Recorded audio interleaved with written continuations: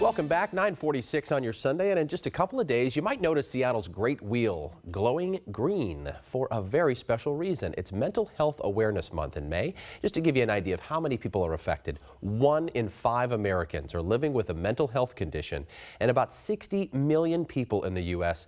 face the day-to-day reality of managing the symptoms.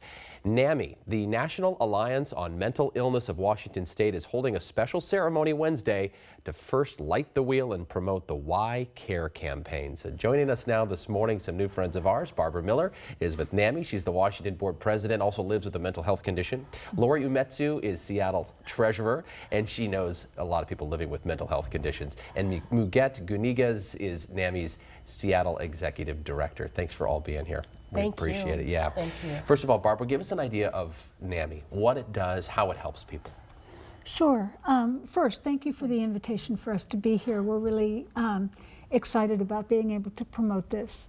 NAMI is a national organization. NAMI Washington is the statewide chapter of that. And in Washington State, we have 19 affiliate organizations in communities large and small all over the state.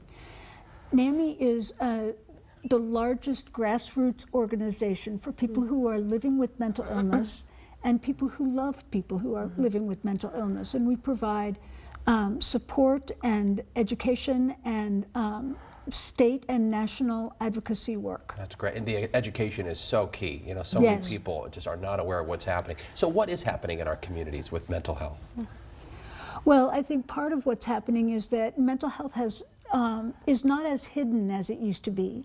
Mental illness is no longer stigmatized in the way that it once was, and that has everything to do with the work of NAMI. One of our primary purposes, our primary mission, is to bust the stigma that mental illness is somehow something other than an illness of the body, and that it is somehow a personal failing and something to be hidden away. Right. You don't hear people going up to someone with cancer and judging them for their personal failures, and yet that continues to happen to a lesser extent with mental illness. Good analogies. So Laura, tell us about this campaign that's now underway and how you hope it helps. So I started my work with NAMI about a decade ago when I was a UW business school student, and I saw friends of mine, dear friends of mine, affected by mental illness, my classmates, and I saw how they struggled. I visited a classmate of mine in a hospital following a suicide attempt, and there was a stigma surrounding talking to each other about it. Now I'm an instructor at the UW School of Business in Bothell, and I'm pairing up my students with NAMI Seattle volunteers and program leaders to write pieces about their journeys and about the work that they do for NAMI, to publish them on the NAMI Seattle blog and our newsletter. Yeah. And they're super excited about this because through this project, there's been conversations that have started. They've said, that's me. I'm living with a mental illness, and they've come out in front of their classmates. About a quarter of my class has come up to me either in front of the class or in private and said, I am living with a mental illness, or I have a close family member. Brave, yeah. And I wanted to share a quote from one of my students. Her name is Sarah Jensen, and she wants to start an addiction center for those who are also struggling with mental illness. That's what she wants to do with her business degree. And she said, conversations like these give me life. They open the doors for others to share their stories like I did mine, and teach others and touch others. I love to see individuals fight for change, especially around stigmatized illnesses, and I want to be a part of that change. That's fabulous. Yeah, we need to stay in touch with her. Right, future. For sure. Muget, it's also family members too, right? Yes, Tell us correct. about that. It could be something in your own, someone in your own home.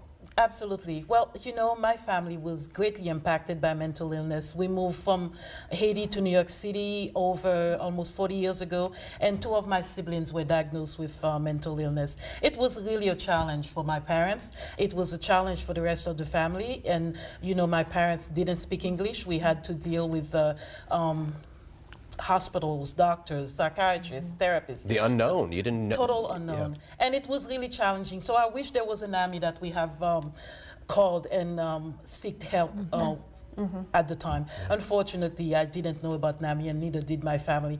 But this month is Mental Health Month. This coming month is Mental Health Month. And we are really excited about it because we want to highlight, we want to create some highlights around mental health, but mostly there are going to be a lot of events happening in the community where we want to bring awareness of mental illness. And one of those, is the special lighting we're talking about at the Seattle Great Wheel. On May 1st, we're kicking it up with the lighting of the Seattle Great Wheel. It will be lit lime green for 4 days in celebration of Mental Health Month. Also, we will have a live band, a local group of young men. Their group is called the Gypsy Temple. The Gypsy Temple. Thank you so much. I got words here. Oh, that's awesome. Temple, They're called Gypsy Temple. They're a group of young men between the ages of 18 and 22, and they all have been honest about the challenges of mental illness, and they want to bring awareness. That's wonderful, ladies. We'll keep following it. We appreciate it. Go online to namiwa.org. We'll be right back. Thank you.